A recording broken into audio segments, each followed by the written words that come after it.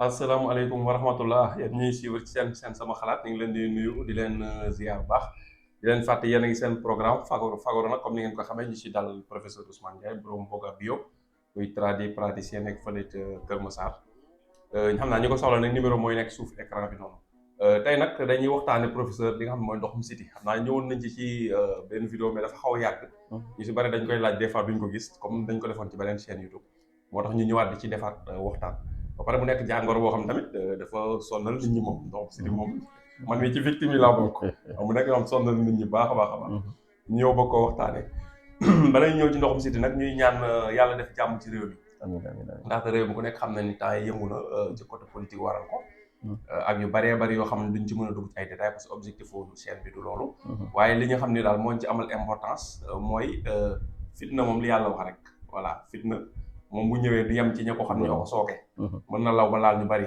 te tam fitna dafay nelaw kenn war a koo yee waaw loolu mooy li nga xam ne moo ci am ñuy ñaan yàlla def ci jàmm ci réew mi ñi nga xamante ne ñooy yee fitna yal na yàlla def jàmm ci seen biir xol ak seen biir xel yi ba ñuy wax jàmm di ko xalaat waaw képp koo xam ne nan nga yee fitna ci réew moo xam dina teree nit ñi ñu nelaw ñi ngi ñaan yàlla boo ko tal wala ku ko yee koo tal ba yee ko yàlla na këpp sa kaw loolu la ñuy ñaan ñun ci barke yonent yi parce que réew mi réew la boo xam ni topp ko bañ koo topp mais ñëpp am na fu ñu bokkee kon bu ñu lorantee suñu biir la ñu lorante waaw te ñun ñëpp ñoo am intérêt ci réew mi am jàmm waaw kon daal ñi ngi ñaan yàlla yal nañu yàlla musal ci fitna amiin képp koo xamante ni fitna moo la yitteel yal nañu yàlla musal ci professeur kon tey nag dañ ñëw ci li nga xam ne mooy ndoxum siti nga leeral ñu mooy nan lay feeñe ci doomu aadama nan la nit ki di mën a xam ne ndax am na ko ba nga xam ne leer na suñu bopp ñu ko am dinañ mën a defal seen diagnostic après nag ci partie bu mujj bi deuxième vidéo bi dinañ ñëw nag ci solution yi comme ni ñu koy defee toujours kon professeur ñu ngi lay nuyu di la ziar. salaamaaleykum wa rahmatullah Serigne Pape ñu ngi lay nuyu di la ziar di nuyu mbokk internet yëpp yi nga xamante ne ñu ngi suivre comme ni nga ko waxee rek Pape yëngu yi bari woon na fan yi def naa gàllankoor na lu bëri ci réew mi di profité rek di massawu ñi nga xamante ni ñoo ñàkk seen alal di jaale ñi nga xamante ni ñoo ñàkk seen bakkan seen i mbokk ñi ci blessé tamit ñu ñaan yàlla ñu am rétablissement yàlla wéral leen fitna moom ni nga ko waxee rek ay du yem ci bopp borom waaw bëri na ñi nga xamante ni seen bagage yu bëri yàq na seen marchandise seen liggéey te it xëy na fañ ko jëlee woon metti na wala duñ ko gaaw a amaat donc liggéey ay at ñu yàqal ko ci benn bis tamit neexul bu ko defee ñu ngi masawu ñëpp daal ñi nga xamante ni dal na leen ak ñi ci ñàkk seen bakkan yëpp ko defee Pape ñu ñëw ci comme ni nga ko waxee rek ndoxu siti feebar la boo xamante ni feebar bu jéggi dayoo la boo xam ne da nga naan Sénégal ñëpp a ko am presque waaw ñëpp a ko am mooy que ni dafa bari ci doomu aadama yi te day jaxasoo ci deret nit ki daanaka da ngay gis ni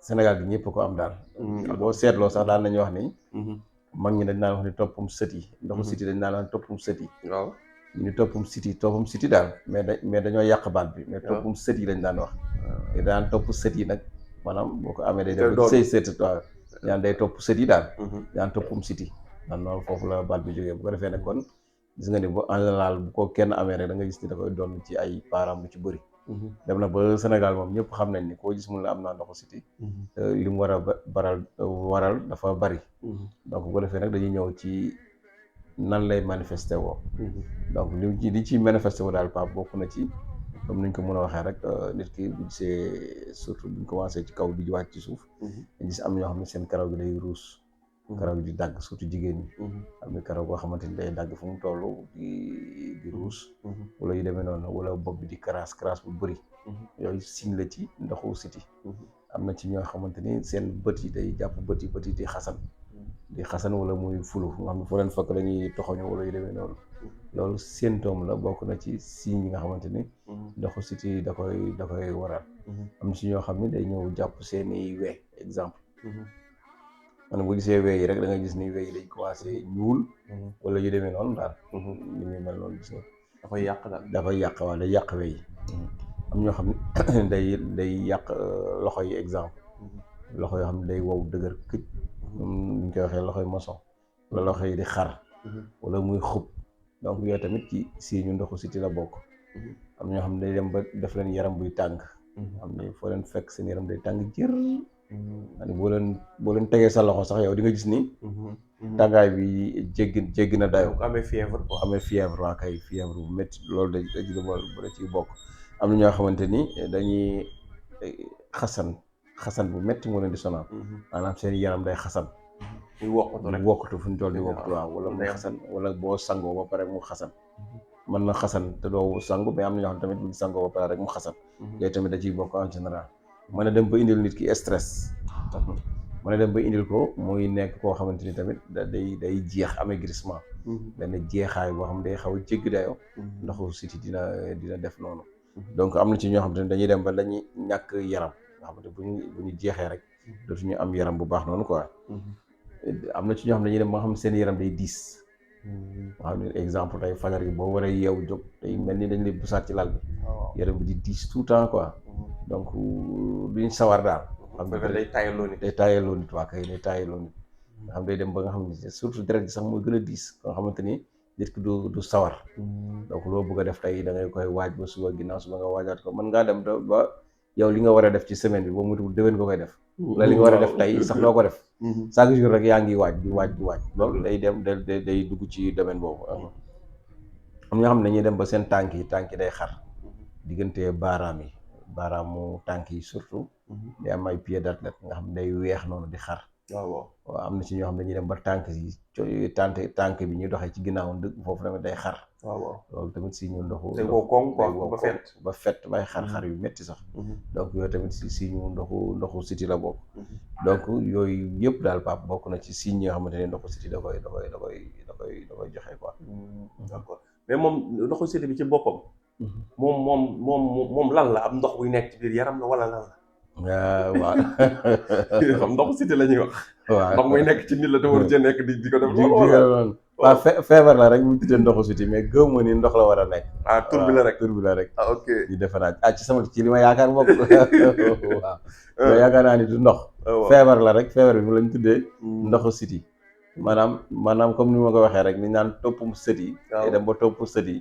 ñu naan ndoxu siti waaw donc defe naa yaakaar naa nag du ndox. waaw topp siti la ñu mag ñi sax loolu la ñuy wax. waaw topp siti waaw. duñu wax ndoxu siti mais topp siti waaw donc am na ñoo xamante ni bon tamit mën na am bon ci xalaat laa ko teg wóoruma tamit. parce que tamit xam nga tamit siti dina def ay góom. waaw da am ñoo xam dañu am góom yu bari te góom yooyu en général fu mu laal ndox moom fu mu laal. day génnee ndox waaw day génnee ndox. te ndox yooyu tamit fu mu laal day amaat. maanaam tamit mën na jóge foofu tamit. ci même bu dee ñi muy xaar seen baaram tànk yi day tooy. waaw kay waa gis nga léegi dégg bu ko defee nag bu fekkee genre feebar yooyu nga xam day def picc wala ay góom. ndox yooyu fu mu laal day amaat. d'accord waaw mën naa mu jóge foofu déet dama ne mën naa wóor. d'accord waaw d'accord waaw yi koy xam nga expliquer ñu maanaam ni ñuy feeñee ci doomu aadama. léegi moom nag exactement lan moo koy joxe quoi. waaw li koy joxe nag cause la boo xamante ne c'est indéterminé pour le moment mën nañu xamuñu exact. kon lii mooy leeral kon li nga toon sànq ne xamoo ndox la wala leer. waaw kay kenn xamagul lu koy joxe. waaw kay gis nga parce que boo xoolee da nga naan boo xoolee dañ naan la ñëpp ko am. xam nga li ma la boo xoolee Afrique wala Sénégal dañ naan la. ñëpp am ndoxu siti. donc kon mënoo xam cause bi exact lii lan lay nekk. parce que am na ñoo xam ne sax dañuy am ndoxu siti te dañ koy yëg seen yaram du manifesté wu fenn du am benn manifestation da fekk dañoo fees del ak ndoxu siti. or que mandarga yi ñu wax nii nag donc day nekk mandarga yoo xamante ni moom moo génn ci doomu aadama bi donc moo nekk mandarga goo xamante ni tey day génn ci fi nga xamante ni mooy ndoxu siti bi fi lay génn. tey am na ñoo xamante ni dañuy am ndoxu siti mais duñ ko yëg ci seen yaram maanaam du manifesté wu du di def dara mais xëy na intérieurement ci biir ci yaram bi wala ndoxu siti bi di manifesté woo naa foofu bu ñëwee ci complication yi dinañ ko gën a mën a développer lan moo ko waral donc noonu lay demee en général donc bu ko defee ndoxu siti toujours feebar la boo xamante ni am na ñu koy am vision boo xam ne ñoom dinañ ko gis nga xam ne kii da nga koy gis rek xam ne dafa am ndoxu siti mais dina am ñoo xam ne dina leen dal mais yow boo leen gisee di nga xam doo xam ne am nañ ndoxu siti peut-être ñoom ñoo leen ko wax exemple tey ki nga xam ne dafa am ndoxu siti am góom wala mu am ay picc wala ay heure boobu xam nga boo ko gisee rek da nga xam ne am na ndoxu siti wala mu manifesté wu ci wey yi wala mu manifesté wu ci bët yi mën nga ko gis rek xam ko mais am na koo xam ne loolu lépp amu ko mais yaram bi rek mooy tàng exemple dina ko am mais du feeñ ci du génn feeñ waaw du externe daal du externe kay d'accord mais moom rek mooy sentir ni peut-être am na ko donc noonu lay demee quoi. moo tax en général boo gisee dégg ñu naan loolu ñëpp am ndoxu siti yi gis koo xam ne bon wala ngay feebar yu bari mën na lekk sax si ñu ndoxu siti donc noonu lay demee quoi. d'accord loolu leer na loolu leer léegi nag bëggoon nañ xam maanaam moom yan conséquences dëgg yi mu mën a jural doomu aadama di ko am. waaw conséquences yi ci njëkk Pape.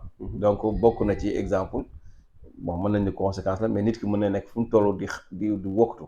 waaw wokkatu bu métti xam nga comme que yaram baa ngi xasan. ñoo xam ne foo leen fekk dañuy wokkatu am na ñoo xam ne tey seen diggante poqataan yi ñaari pooj yi day xasan.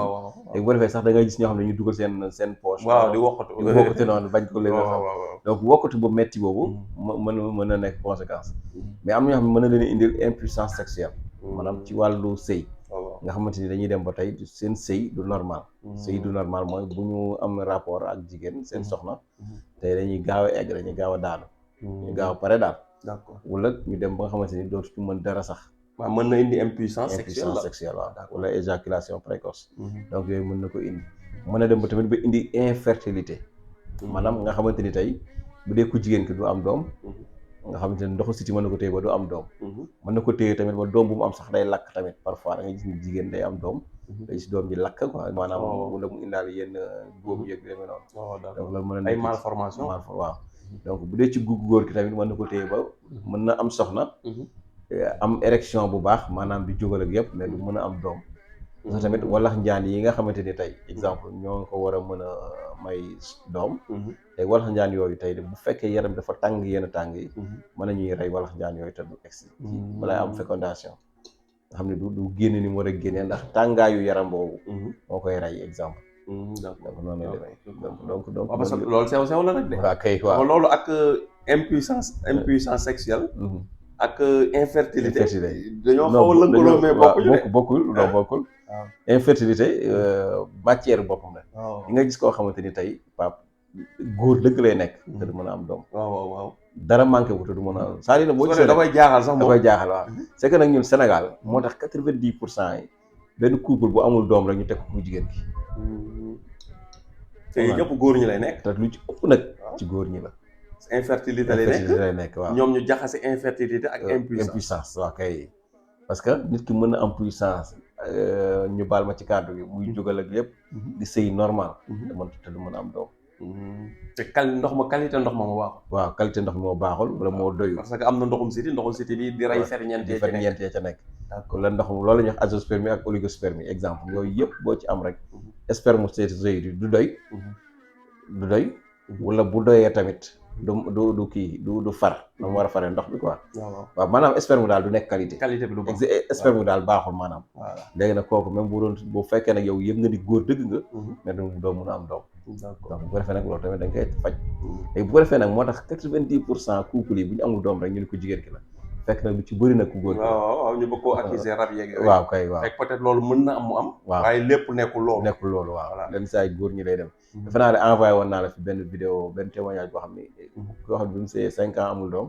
bu ko joxee garab yaa ngi fàttali ko tam naan ma garab bi dafa cher 30 000 mais bi mu ko jëlee avant garab bi jeex ndaw si nekk na en état yaa koy rappelé donc gis nga moo tax boo ko traité rek day wér mais boo ko traité wul aussi day continuer mais nag léegi foofu nag li ñu fay ñaan Pape de telle sorte que couple bu mënta am doom rek na ñoom ñaar ñëpp dem def ay analyse ñu xool surtout ku góor ki su ku góor ki léppam normalé nag jigéen ki mën a dem faju ci tamit ndax mën na nekk ci jigéen ki tamit comme ni mën na nekk ci góor ki d'accord donc noonu lay demee kon ndoxum siti moom lu jar a jël au sérieux la lu nuru lu yamamaay la mais lu sérieux la waaw c'est que boo gisee sunu fajkat yëpp tamit donc benn erreur boobu rek la ñuy def dañuy jël ni feebar yëpp ndoxu siti mooy seen ndey exemple léegi bëri na ci fajkat yoo xam ne nag ñoom ndox bu loo feebar boo indi ndoxu siti la ñuy jéem a faj loolu tamit erreur la waaw c'est vrai waaw loolu tamit erreur la lépp du ndoxum siti ok lépp du ndoxum siti waaw c'est-à-dire boo gisee tradipraticien ñu bëri di échec ci wàllu faj rek loolu lay demee en général yow ku ñëw feebar bu la wax rek nga bëgg ko faj ndoxu siti mën ta nekk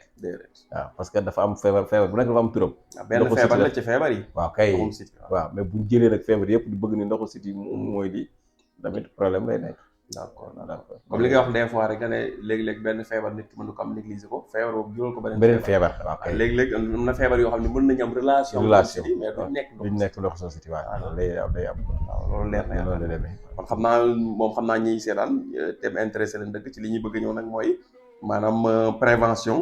koo xam ne bëggoo sa ndoxum siti indil ay jafe-jafe. ak ñi nga xamante ni dañoo am problème ndoxum siti ay saafara yu ci am ci wàllum gaay xam naa nag sax li gën a yomb mooy nag yow produit bi ñu ciy jaay parce que nga xam ne produit ndoxum siti bi daa mel ni efficace na waaw boobu moom macha allah xam naa dañu njëkk avant ngay indi si wax yeneen boobu nga wax ko nit ñi ba pare mooy gën a yomb ci nit ñi dem di wuti yow ko ci yow directement xam naa vidéo bi nag kon ba melooy tàggatoo deuxième partie ñu ñëw ci saafara yi saafara yi ndoxum siti incha allah d'accord incha allah bu ko defee Pape comme ni nga ko waxee rek ñu ngi nuyu ñëpp di ziar ñëpp donc ndoxu siti feebar la boo xamante ni comme toujours rek di ma koy waxee feebar yëpp benn jaru ci négligé donc ñun nag Afrique dañoo tàmm yar feebar kenn du ko yar li ñuy wax rek objectif bu vidéo yi mooy prévention c'est-à-dire que fagaru wolof lay wax ne fagaru moo gën fagaru boobu nag ñun moo tax ñu def vidéo yi pour nit ñi mën di fagaru di bàyyi xel mais buñ bàyyee ba mu nit xët ni jonn day naqaree saafara su ko defee nag dina ñëw ci deuxième partie bi di solution yi incha allah bu neexee yàlla jërëjëf incha allah kon ñu ngi leen di jox rendez-vous ba deuxième partie si ndoxum siti bi ñu ñëw ci prévention ak solution yi jërëjëf